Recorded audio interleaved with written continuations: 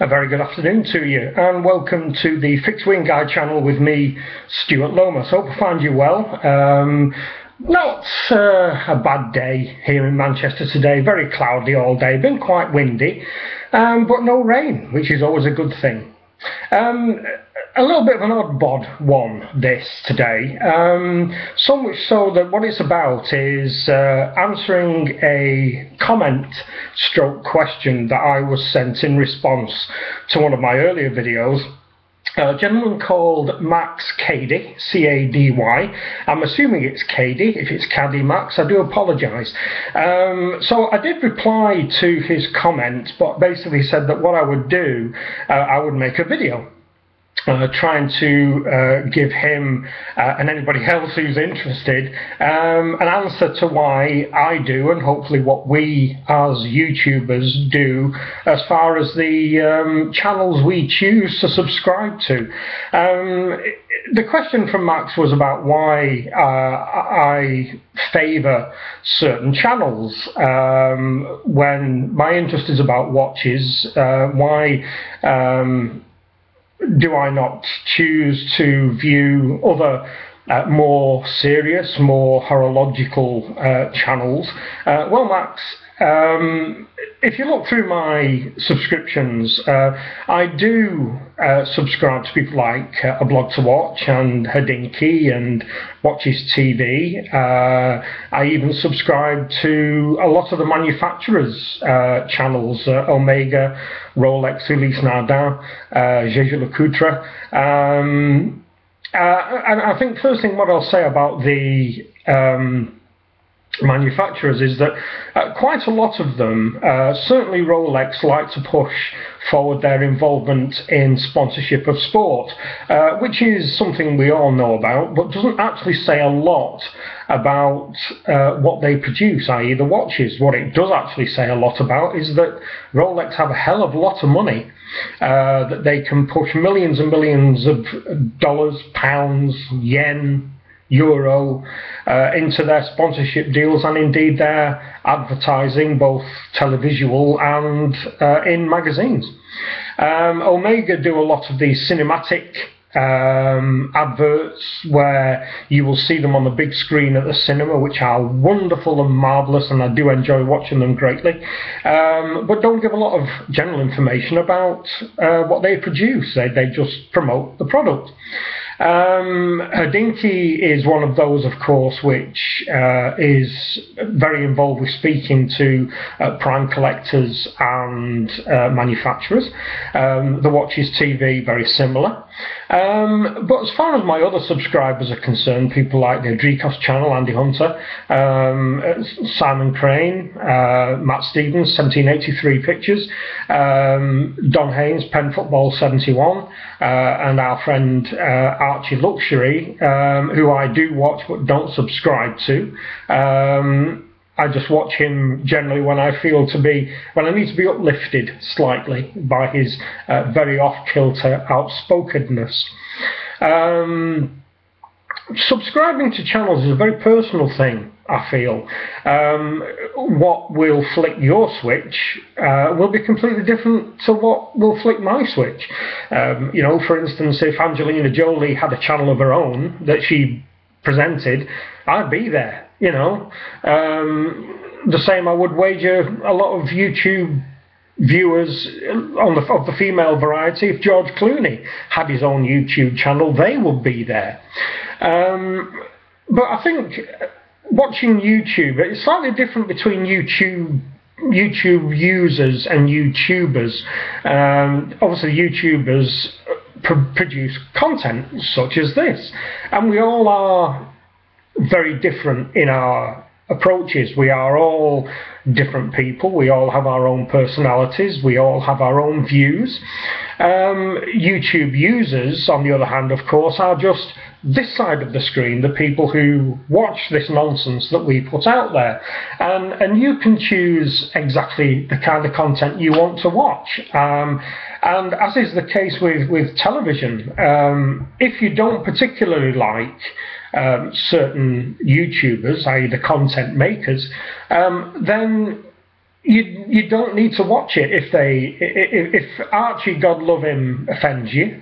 Then don't watch. And the same applies to anybody else. If let's talk about what I'm supposed to be part of, which is this little group of watch fanatics who are interested, from one extent being, say, Don Haynes, who's conversant with and fascinated by the minutiae of how these things work and how the movements can be improved, and how the adherence of dust inside the movement can be cut down, and all that kind of thing, to people like me who are right at the other end, who are not experts in any way, shape or form. I just have a yearning to have something nice on my wrist, and that niceness has no proximity to price a lot of the time for me. It doesn't matter what something costs to me, as long as I like how it looks, how it feels on my wrist, and whether it says what I want it to say at that particular point in my life. And the same applies to my choice of channels. I do enjoy the more informative, highbrow channels, if you like. I enjoy the things that Blog to Watch do, where they focus on particular watches to do reviews of. I enjoy Watches TV when they talk to different designers of different watch houses up and down the Swiss mountain area there, and when they do their report from Basel every year. I enjoy watching that. But I also enjoy the delight and the joy and the attitude that Andy Hunter brings to this watch community, that the sensible nature that Matt brings with his love of quartz, the aggression and annoyance that Simon brings when he starts voicing off about, as he voices it, pish that's on YouTube at the moment or in everyday life that gets under his skin. And even Archie, his sometimes distasteful disrespect for the world of watch collectors out there, that he doesn't feel are worthy to breathe the same air as he does. So, Max, I guess my answer to your question is, to try to sum it all up fairly quickly here, is that I am a person who enjoys many things. I'm not just a watch fanatic. I am a pilot. I am a friend of people. I am a sci-fi nut. I'm interested in cosmology. I'm a chess player. I enjoy crosswords. I love driving. I love tinkering with engines. Ex-motorcyclist, ex-television presenter, ex-radio presenter. I'm a whole sum of everything I've done in my life, and where that takes you as a human being is that you hopefully have a wide range of interests, and that your sense of humour is massively developed over those years, and so many things makes you smile. And many people on YouTube, especially a lot of them in this little community that we have here of watch nutcases, make me smile.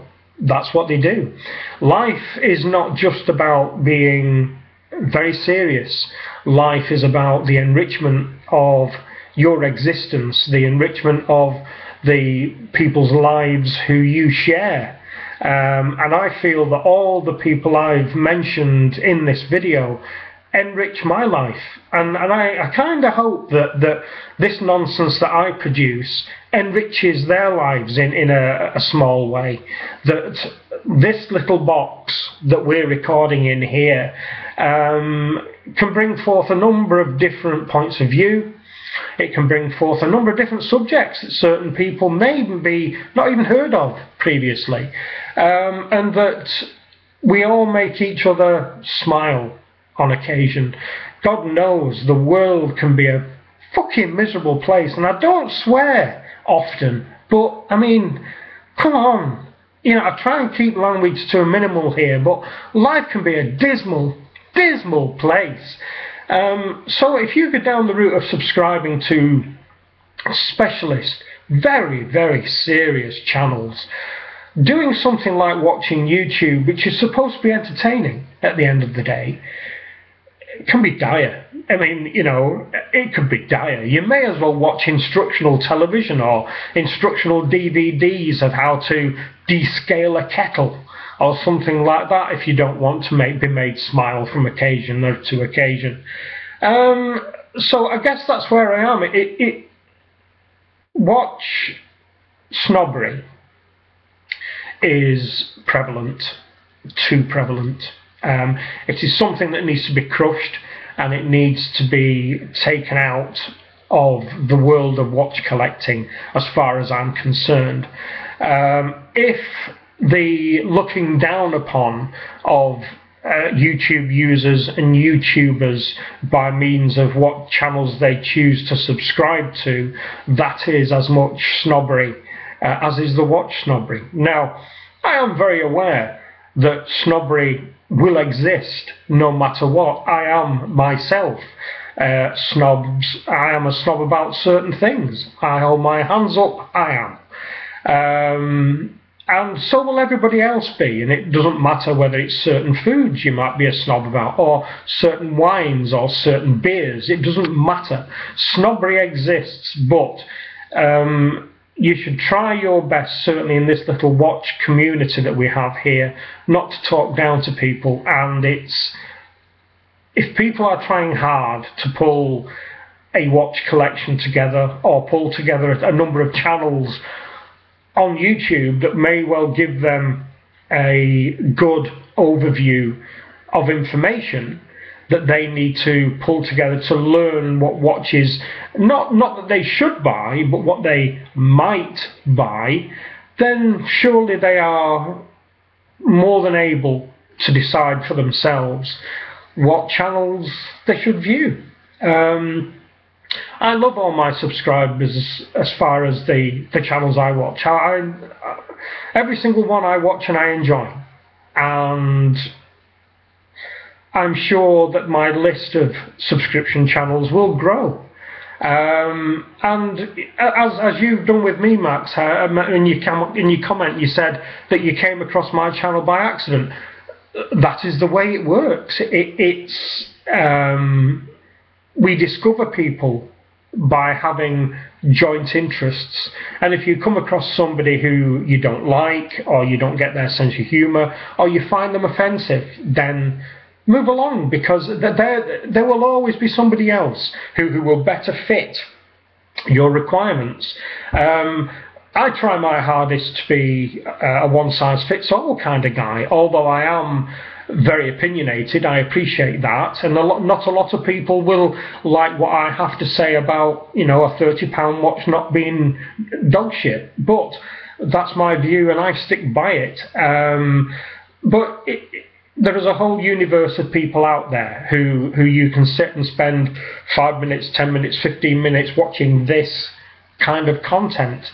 I find who I view interesting, funny, delightful, entertaining, whatever else label you want to put on them, and anybody who I find offensive, I don't watch. It's as simple as that, and I get as much joy from watching the Watches TV talking to the design director of Ulysse Nardin as I get from watching Andy Hunter. So I kind of hope that's answered your question, Max. I do hope you carry on watching this nonsense. It's always lovely to know that you have a new viewer and potentially a new subscriber to your channel. And I hope that this answer has been sufficient. So that's it. Anybody else watching this nonsense, as always, if you have any points of view on what I've said here, down below. Any questions, any pointers, anything you want me to put my slant on, down below. I have had a request to do another video talking more in depth about cosmology and string theory and M theory and things like that.